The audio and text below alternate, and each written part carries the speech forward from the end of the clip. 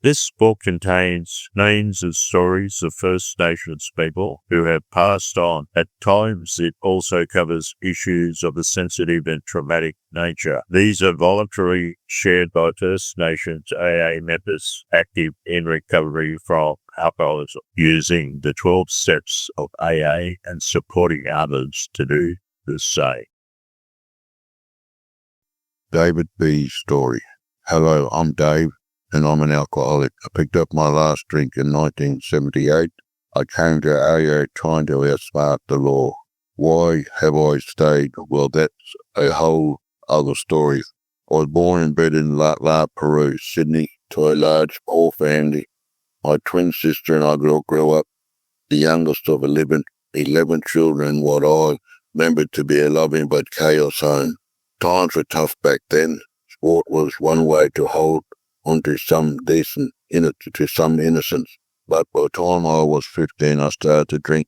We all did, me and the Larper boys.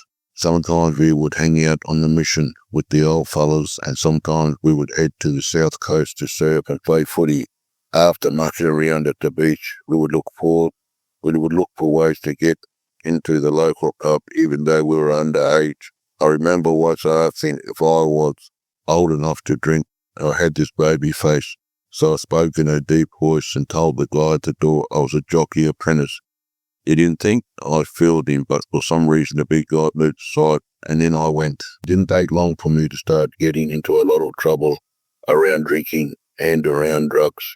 Most nights I broke my mum's heart in two. She would fall asleep in her chair smoking a cigarette, trying her best to wait up for me. I'd yet about turned her house to the ground with my troubles. There were holes in Mum's chair and the rug to prove it. It's true Mum and Dad worried, but it was my twin sister who didn't want anything to do with me at all. We were once very close, but then she started saying things like, "Oh no, is he here?" When she saw me coming, the day of her wedding was no different. I was no longer welcome around my family, and it didn't stop there. Night and day I started to walk to 20 with my tail between my legs. Sometimes I was asked to use the back door of the bar or the shops, and the other times I was worried I wasn't invited in at all. Then I started to drink even more. Before I knew it, I was 21 years of age with 3 different kids, born to 3 different women. That's just how it was for me. The responsibility wasn't there, not in the slightest. Sometimes I would get accused of cheating, but it was my drinking that kept me out all night, not other women. It's a wonder how I had any partners with the mess I was in. Work was the same story. I landed plenty of good jobs as a house painter. I could never keep them. I started my first apprenticeship at 19 in Moira, New South Wales. I was living with my grandparents in nearby Mungo, trying to dry out, but that never lasted long. Despite all the drinking, I somehow started to make positive first impressions. One guy I worked for asked me to take over his business. He gave me a lot of second chances, but in the end my behaviour nearly brought him to tears. I wanted to do right by him and my family and friends, but I was unreliable and unable to communicate properly. I would call in sick and get doctor's certificate more days than not. Eventually I ended up working for myself because I was no longer employable. With all the mistakes at home and at work, my drinking only got worse. I got into trouble with the law out of desperation. I rang the number my mum gave me for the Bondi Health Department. I asked a woman I spoke with if I thought I was an alcoholic. She said that was something for me to decide. That was the first time I fessed up to the fact that it might be true. I walked into my first AA meeting the next day and stayed sober for 3 months, but mostly to come good with the system. Sitting at those early meetings, I remember all the blame and denial running through my head. If you had a life like mine, you would drink too. It was everybody else's fault. I saw myself as a victim. The woman at the health department eventually got fed up with me and gave me a piece of her mind. Thankfully, by then, the court matter was adjourned and delayed for a time, though I decided to go out and celebrate. By that point in my life, I had already hit plenty of rock bottoms. But the next year, with my time split between Newcastle and Sydney, was the worst of it. I was in and out of the rooms trying to figure out where I belong. I never saw a black face at those early meetings, which didn't seem to bother me much. What I did notice, though, was some of the racist comments coming off the floor. Although you wouldn't know my looking at me, I had reason to be offended. It didn't take long for me to convince myself that I didn't need meetings anymore. God, however, didn't agree. In May of 1978, I walked into a meeting and never picked up a drink again. I didn't know my last drink was my last drink until it was. The whole thing was a bad job. About sober and drinking stories. What attracted me and held me close was how people thought and how people felt. But personally, I still had a lot of anger to deal with and a lot of changes to go through.